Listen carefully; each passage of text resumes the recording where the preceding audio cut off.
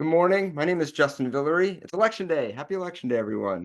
We are very excited to have the first of our series of Election Day interviews with important policymakers, Committee of 70 partners, and Pennsylvanians who have an impact on our elections and our government throughout the Commonwealth. And so to lead us off this morning, we are going to be joined by former Congressman Jim Gerlach, who is the co-chair of PA Civics, a coalition of which the Committee of 70 is the lead organizer and a member of. And so, Congressman Gerlach, thank you very much for being here. Really appreciate your time and happy Election Day. Thank you. Thanks for having me. I appreciate it very much. And thanks for all the great work Committee of 70 does.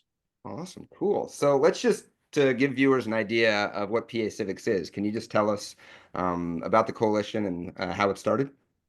Sure. The coalition is about 25 organizations from around the state who are all interested in promoting civics education in Pennsylvania. And this group started about 6, 7 years ago when a couple former members of Congress, including myself and Joe Hoffel from Montgomery County, started working with the Rendell Center and the National Constitution Center, as well as Committee of 70, to start talking about the formation of the coalition and start getting interested organizations together to figure out ways where we can help our teachers in our schools across the state with civics education. And where necessary, talk to legislators in Harrisburg about also passing initiatives that would, again, improve civics in Pennsylvania. So it's a great group of organizations, and we're continuing to grow and want to continue our support for teachers as well as things we need to do in Harrisburg to keep improving civics education. Awesome. Can you talk a little bit more about how PA Civics kind of maintains those ties to the classrooms? Like how is the coalition itself supporting teachers? Well, the coalition members are all very interested in what's going on in the classrooms, and we've had a couple teacher forums, teacher development forums, and again, thanks to Committee of 70 for your organizational support to put those together. We've done one in Philadelphia or in the Philadelphia area, which was done at the National Constitution Center, and one out in Western Pennsylvania at the University of Pittsburgh at Johnstown campus. And we're talking about another one coming up shortly in the northeast part of the state. So through the work of Committee of 70, as well as our partners, putting on a day-long program for our teachers so they are aware of what current resources are available to them to utilize in their classrooms to best promote the educational goals that they have for their civics courses.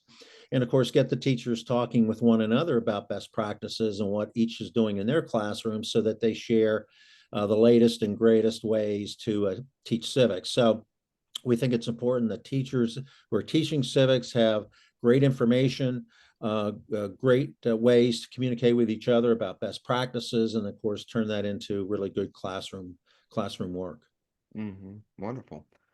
Can you talk about kind of the other aspect that you mentioned a little bit is not just supporting teachers, but also supporting other interest groups or policymakers in civics education? Can I talk about the touch points that PA Civics has with the Department of Ed, with lawmakers, with other groups that are interested in this work? Yeah, right about the time we got started back in 2017, the legislature passed and Governor Wolf at that time signed into law what's called Act 35, which mandates that somewhere between grades 7 and 12, students are tested with regard to their civics knowledge.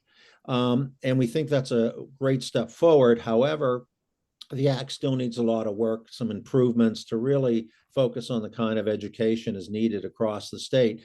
So we began talking to legislators in Harrisburg about, A, are they interested in coming back and looking at Act 35 reforms?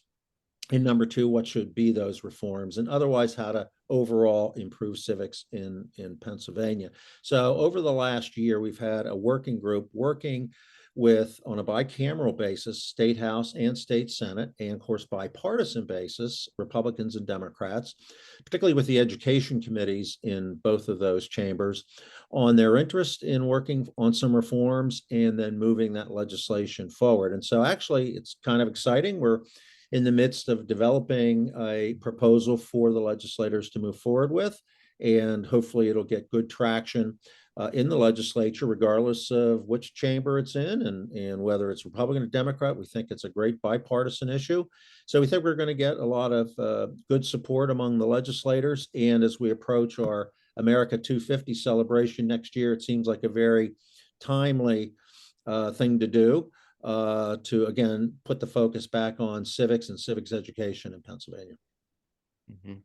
Let's linger on that a little bit. With the 250th coming up, why is civics something that we feel like, or that PA Civics feels like people can rally around and focus on as something to celebrate the Well, birthday of the Declaration?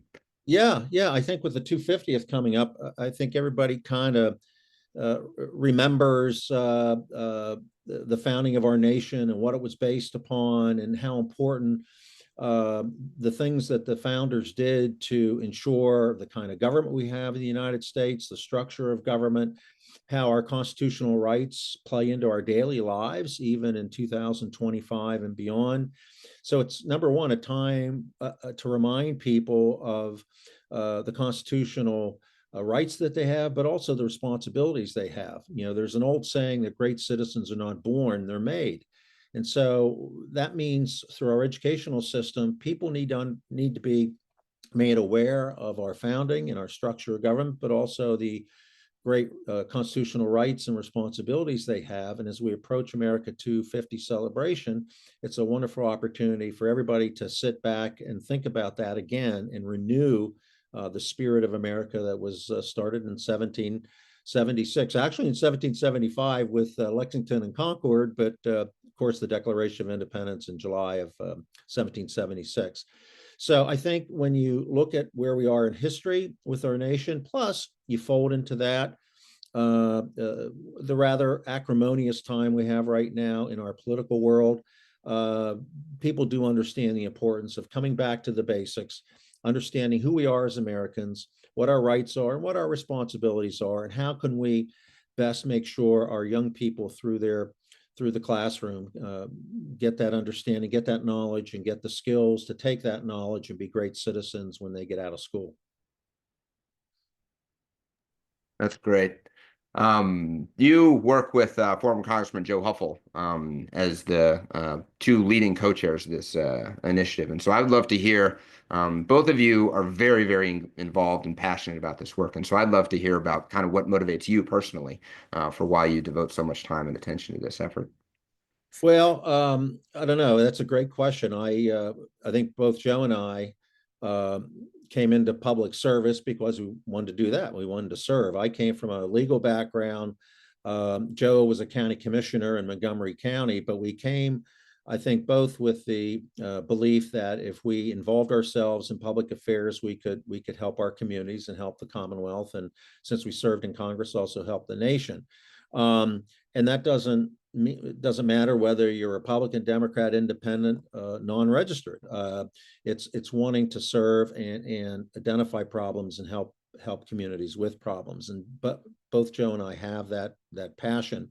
I like to also say we've now, since we formed PA Civics, have two more co-chairs, former officials from state government, former State House Speaker Keith McCall, who's joined on as a co-chair, and former State Senate President Pro Tempore Joe Scarnati. And we may be adding another couple of folks too, which will be a lot of fun. But bottom line, we're getting elected officials as well as our partnering organizations, all in agreement that we need to collaborate and cooperate to try to move civics education forward. And it's from our perspectives as former elected officials, but also those who haven't been former elected officials, with the same belief that we have to help make really good citizens. And you look at the polling and the surveying data over the past couple of years, it's pretty darn clear that our civic skills aren't what they should be. Not enough people even understand the basic structure of our government and our federalist system, federal, state, and local levels of government. And so we understand that we have to educate our young people to understand not only the structure of what we have as a government, but also then how they take their power as citizens and the rights they have as citizens, and then use that to help identify problems in their communities and help work to solve them together with other people. So it's exciting work, and I also got my teaching certificate when I was in college, and so I was going to teach social studies if I didn't go to law school. So I've always had an interest in this area, even before I got into elective office. But it was only more reinforced with the public service I did. And so now that I have some time and opportunity, I want to try to contribute as much as I can. Well, we very much appreciate it. We've loved working with you and Joe, and the leadership that you all provide is great. So Well, thank one of you. the things that we've noticed is that, and we're working with educators across the Commonwealth, rural, urban, east, west, central, um, uh, range of ideologies. And so, are there common themes that you've noticed around civics opportunities, challenges, anything that just kind of weaves through Pennsylvania's fabric, regardless of where we are? I think what I've learned so far, I think civics education teachers are pretty uniform in their desire to really teach civics well to their students and have them progress as great citizens. I think that's pretty uniform. But I've also noticed there might be some differences in, what's happening in urban school districts versus what's happening in suburban school districts versus what's happening in rural school districts. Some might be teaching civics at different grade levels in those different educational settings. Some schools may have more resources to teach civics versus other schools.